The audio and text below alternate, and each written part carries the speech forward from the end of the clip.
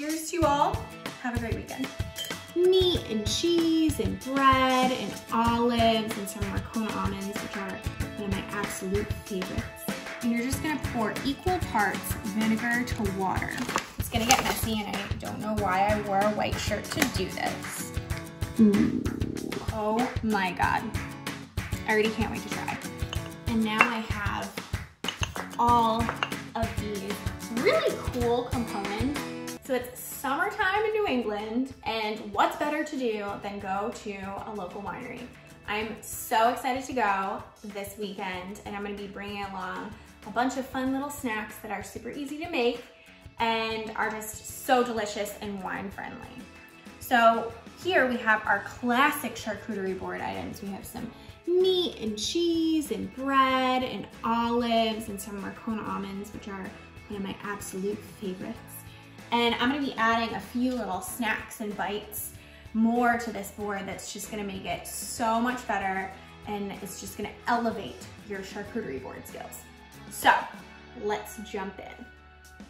So I'm gonna start with making a ricotta spread, which is just fabulous. It's so creamy and delicious, and it's perfect with some crackers or some bread. It's just delish. So I have here some whole milk ricotta, and you could use the part skim ricotta too, but you know, if you're gonna have ricotta and you're gonna eat it on bread, you might as well just go all the way, right? So I'm gonna scoop some into this bowl here. Oh, look how creamy and delicious it looks.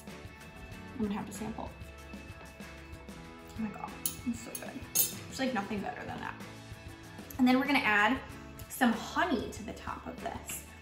And what I like about adding the honey is it just gives this like touch of sweetness. You could use local honey too, especially in the summertime, just to have, you know, that true local honey taste is just amazing. And then you're gonna add some thyme, some fresh thyme, and it's super like aromatic, and it's also just beautiful. And this is like the perfect dip. And it's also really good with like salumi too. So you could make yourself even a little sandwich, like take some bread and salami and then top it with the ricotta. It's just crazy. And I garnish this with pepper. Oh, look at that spread. Oh my God. I already can't wait to try. So we're gonna stick this on the board here. I'm gonna make one more spread that's really, really easy. So I have here some sweet potato, and I actually microwaved the sweet potatoes. You can microwave sweet potatoes. You just pierce them with a fork, stick them in the microwave, and then let them cook in there for like 5-6 minutes, and you come out with beautiful sweet potato. It's the same as, you know, baking it in the oven for over an hour. So I have our sweet potato, and I'm gonna add a little bit of chopped garlic. Everything's better with garlic. And then some extra virgin olive oil. Ooh, wow. The sweet potato just like soaks up all the olive oil. It's amazing. This is, you know, a nice little Italian dip. I actually had this dip when I went to Italy a while back, and I fell in love with it. And I asked the restaurant, how do they make this? And they just said garlic and olive oil. It's so simple. Look at how delicious that looks. Oh my God. And the smell too. I wish you could smell it. Oh my God, it smells amazing. And again, this is perfect with like crackers, bread. You can really top it on anything. You can make yourself a little sandwich too with that. And then I have your own pickles. Now, I know some people don't like pickles, but I'm definitely not one of those people. I could eat like an entire jar by myself. And you can make them yourself in like an hour. And the prep time is like 2 minutes. Because all it is, you know, cucumbers sliced. And then you can either use white vinegar, just like the standard classic vinegar, or you can use white wine vinegar, which I prefer. It's not quite as like acidic and tart.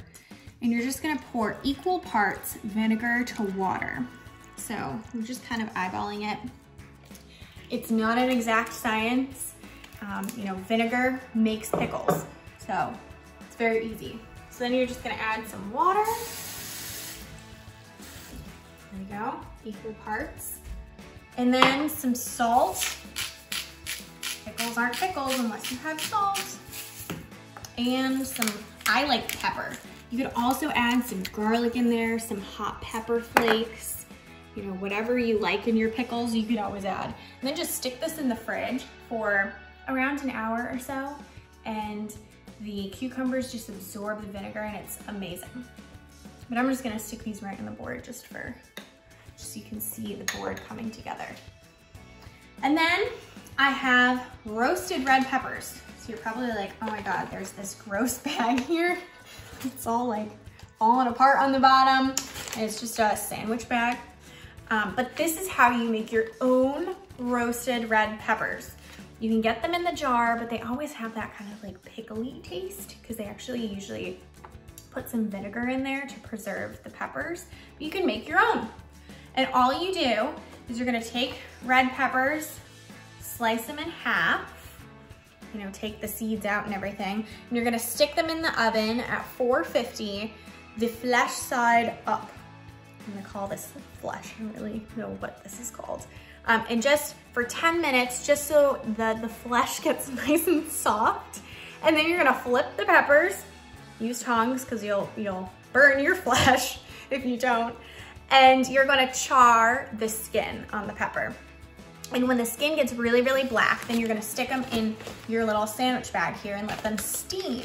And that's how you actually get the skin to fall off the pepper. So I have here some peppers. It's gonna get messy and I don't know why I wore a white shirt to do this. I'm not the greatest. And you're just gonna peel the skin off of the pepper.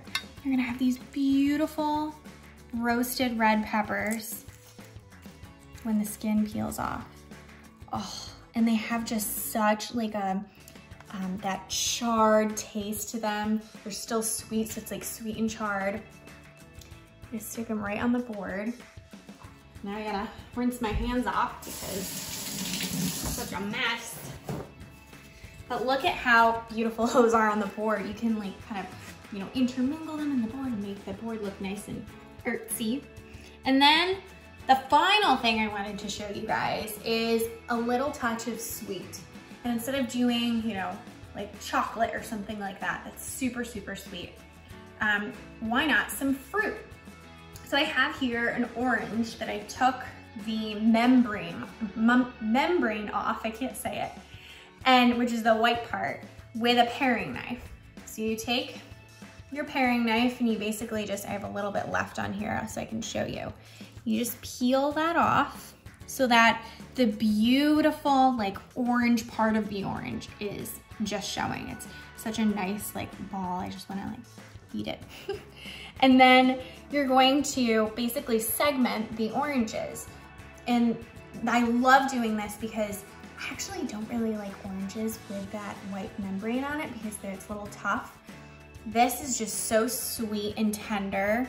It's like incredible. So you're gonna kind of go along the seam of the orange and cut out slices of orange. It's just that simple. So I have a bunch of them here in my little bowl. And now I have all of these really cool components. So you can find all my recipes on tastefullygrace.com or on my Instagram at tastefullygrace. Cheers to you all. Have a great weekend.